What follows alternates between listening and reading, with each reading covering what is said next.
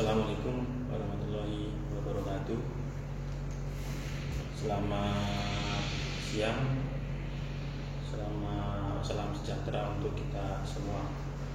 Sebelumnya saya ucapkan terima kasih kepada pihak SMA Negeri 3 yang memberikan kesempatan pada kami dari Kejaksaan Negeri Salatiga untuk memberikan materi tentang gerakan anti korupsi.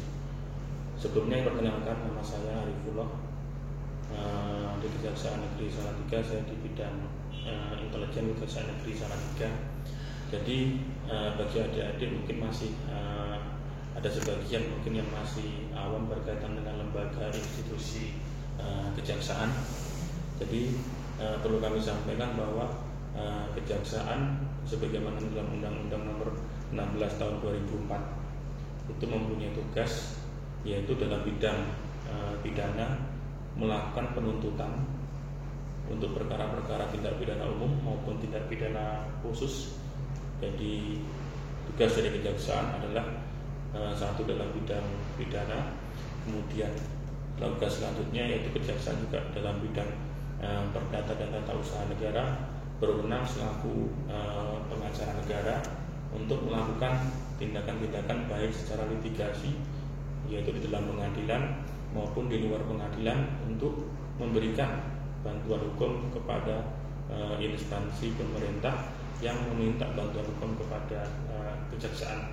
Selanjutnya di bidang ketertiban umum selain bidang pidana, kemudian selain bidang perdata dan tata usaha negara, jadi di bidang ketertiban umum masyarakat kejaksaan juga berwenang untuk melakukan peningkatan kesadaran hukum masyarakat maupun pengawasan peredaran barang cetakan dan pengawasan aliran kepercayaan. Jadi peningkatan kesadaran hukum masyarakat salah satu hal yang kita laksanakan kalau di dalam sekolah kita ada program namanya jaksa masuk sekolah yang itu kita rutin laksanakan. Biasanya kalau tidak ada pandemi COVID rutin kita laksanakan dalam 1 bulan 1 kali, sehingga dalam 1 tahun 12 kali kita laksanakan. Dan dulu pernah kita laksanakan juga kegiatan jaksa masuk sekolah yang kebetulan kita juga pernah laksanakan di SMA Negeri 3 Kota Salatiga. Kembali ke tema awal yaitu gerakan anti korupsi. Sebagaimana materi yang telah kami terima, bahwa tentunya penanganan tindak pidana korupsi, sebelum kita masuk ke sana, tindak pidana korupsi itu termasuk kalau dalam kualifikasi kita itu extraordinary crime, yaitu suatu kejahatan yang luar biasa. Kenapa disebut sebagai kejahatan yang luar biasa? Karena bagaimanapun juga tindak pidana korupsi ini mempengaruhi berhasil tidaknya suatu pembangunan dalam suatu negara, dan penanganannya dikatakan luar biasa dan secara spesifik ada karakteristik dalam hal tindak pidana korupsi. Jadi makanya karena sifat kejahatan tindak pidana korupsi ini adalah kejahatan yang luar biasa, makanya penanganannya juga harus secara extraordinary crime. Jadi dalam hal tindak pidana korupsi, gerakan anti korupsi itu sangat diperlukan, karena bagaimanapun juga keberhasilan dalam hal suatu penindakan tindak pidana korupsi selain dipengaruhi oleh satu keseriusan aparat penegak hukum dalam hal penanganan tindak pidana korupsi, juga sangat dipengaruhi oleh budaya hukum. Budaya hukum di sini adalah gerakan masyarakat sendiri untuk menolak segala bentuk tindak pidana korupsi. Di lingkungan sekolah sebetulnya gerakan-gerakan korupsi, gerakan-gerakan anti korupsi atau gerakan-gerakan apapun itu bentuknya yang bersifat melatih kita untuk melaksanakan kejujuran, melatih kita untuk bersikap transparan dan lain sebagainya, itu sangat diperlukan. Itu adalah salah satu bentuk gerakan anti korupsi yang minimal kita bisa laksanakan dalam sekolah. Contohnya apa gerakan anti korupsi? Misalkan adanya kantin kejujuran. Kantin kejujuran adalah suatu gerakan yang secara nyata atau real dapat melatih kita untuk berbuat satu, jujur, baik terhadap diri sendiri, meskipun dilaksanakan kejujuran tidak ada yang melakukan pengawasan terhadap kita. Ketika kita membeli sesuatu, misalkan membeli teh botol atau membeli kue, tidak ada yang melaksanakan pengawasan terhadap kita. Tentunya ketika kesadaran keimanan kita tinggi, keimanan kita ada, tentunya selain kita, meskipun kita sendiri di sana, tentunya kita yakin bahwa Tuhan selalu mengawasi kepada kita. Sehingga dengan adanya penilaian nilai jujur semacam itu, itulah suatu bentuk gerakan yang secara real dapat kita laksanakan untuk lingkungan sekolah. Sehingga harapannya kantin kejujuran itu dapat dijadikan sebagai momentum bagi sekolah-sekolah untuk melaksanakan gerakan anti korupsi. Karena korupsi yang kecil itu menjadi batu loncatan atau menjadi sarana ketika dia akan melakukan sesuatu yang lebih besar lagi. Yang kecil saja tidak diketahui, nanti pasti akan nambah kepada tindak pidana korupsi yang besar. Gerakan anti korupsi sebetulnya sesuai dengan Undang-Undang Tindak Pidana Korupsi, Undang-Undang Nomor 1 tahun 93, Undang-Undang Nomor 31 tahun 99, kemudian diubah dan ditambah dengan Undang-Undang Nomor 20 tahun 2001 tentang pemberantasan korupsi, sebagaimana terdapat di dalam pasal 41 ayat 5 dan 42 ayat 5. Dalam undang-undang tersebut diatur tentang peran serta masyarakat dalam hal pemberantasan tindak pidana korupsi. Jadi gerakan masyarakat untuk anti korupsi itu sebetulnya diwadahi dengan adanya Undang-Undang Nomor 31 tahun 1999 sebagaimana diubah dengan Undang-Undang Nomor 20 tahun 2001 tentang pemberantasan tindak pidana korupsi. Pertanyaannya selanjutnya adalah peran serta masyarakat seperti apa yang bisa kita laksanakan sebagai suatu bentuk gerakan anti korupsi.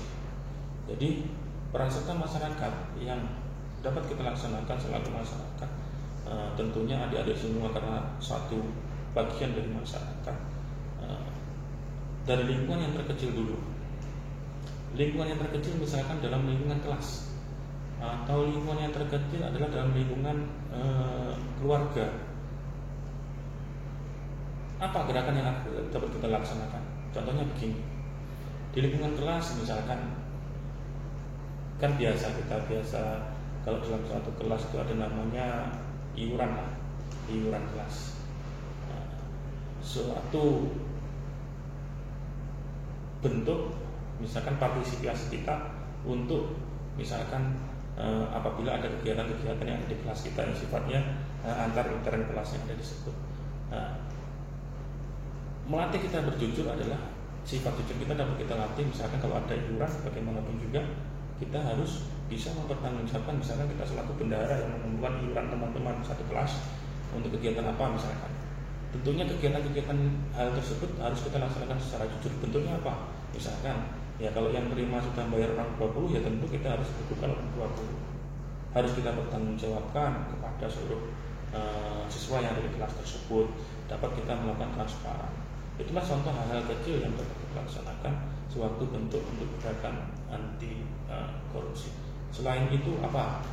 Contoh kecilnya gini, suatu tindak pidana kalau di dalam penegakan hukum itu, suatu tindak pidana itu selalu dipengaruhi oleh dua faktor. Pertama yaitu adanya niat. Kemudian yang kedua pasti adanya kesempatan. Dengan adanya niat jahat, adanya kesempatan kita berbuat jahat, tentunya perbuatan kejahatan tersebut sempurna dan pasti akan terjadi. Contoh simpelnya begini, apabila kita ulangan sekolah misalkan ujian, ketika kita tidak mengetahui atau suatu pertanyaan tersebut, pasti segala upaya, segala daya kita laksanakan.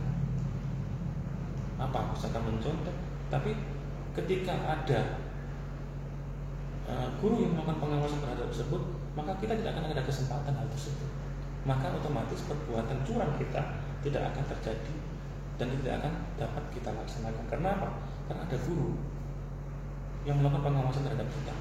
Maka kesempatan kita untuk berbuat curang menjadi hilang.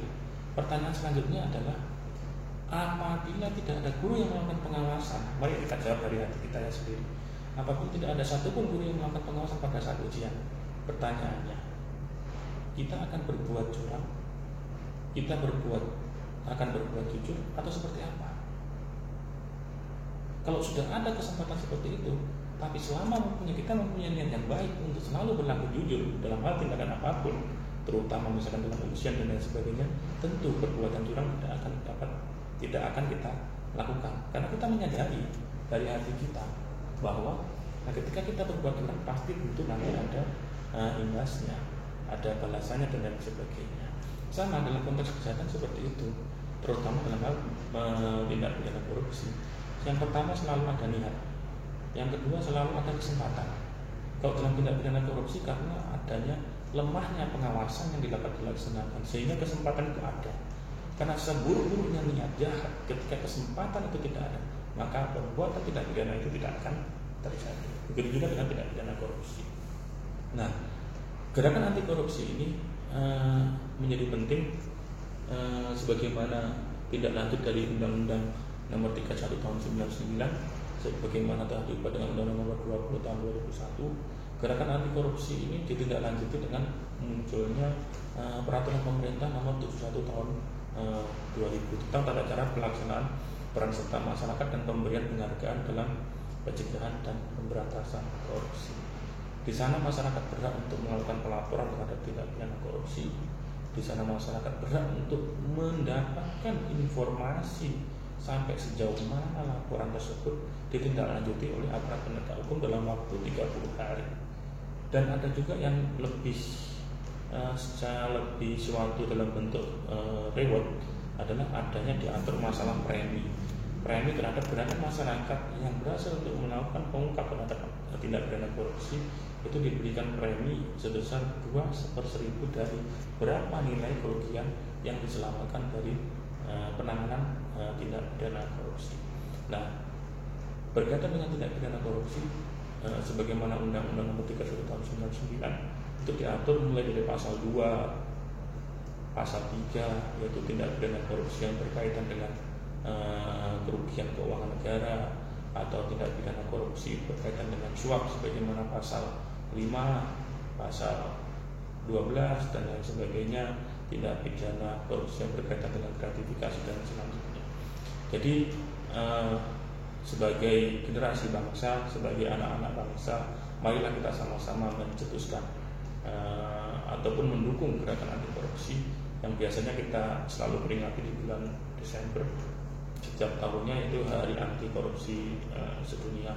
Karena bagaimanapun juga dalam konteks penegakan tindak pidana korupsi, kita selaku aparat penegak hukum tentunya tidak bisa bekerja sendiri dalam konteks pemberantasan tindak pidana korupsi tanpa adanya dukungan dari masyarakat, adik-adik seluruhnya, untuk menciptakan gerakan anti korupsi agar terciptanya Indonesia yang bersih dari korupsi,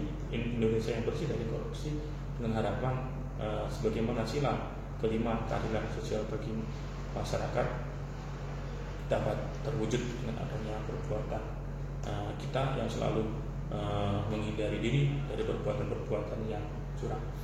Jadi dengan adanya pengenalan gerakan anti korupsi seperti ini, harapannya adik-adik semuanya mulai dari pembelajaran, karena bagaimanapun juga pembelajaran di sekolah itu tidak selamanya hanya melatih kita untuk berbuat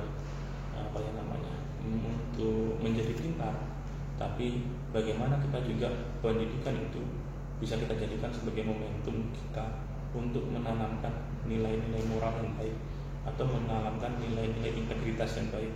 Apa itu nilai integritas? Nilai-nilai kejujuran dan lain sebagainya.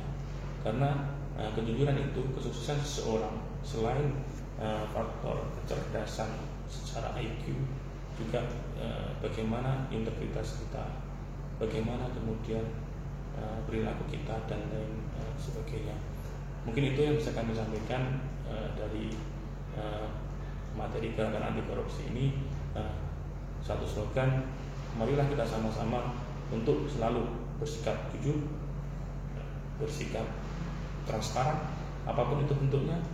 Itu bagaimanapun juga awal dari kita untuk melangkah ke depan agar gerakan anti korupsi apapun itu dapat menjadi sumbangsi bagi kami, terutama aparatur penegak hukum dalam hal pemberantasan korupsi. Sebelumnya saya ucapkan selamat kepada siswa-siswa SMA Negeri 3, untuk khususnya kelas 10 yang sudah diterima. Harapannya dapat belajar dengan sungguh-sungguh dan betul-betul menanamkan nilai-nilai kebaikan dan kejujuran pada diri kita. Atas lebih kurangnya kami mohon maaf yang sebesar-besarnya. Wabillahi taufiq wal hidayah. Wassalamualaikum warahmatullahi wabarakatuh. Terima kasih atas kesempatan yang diberikan.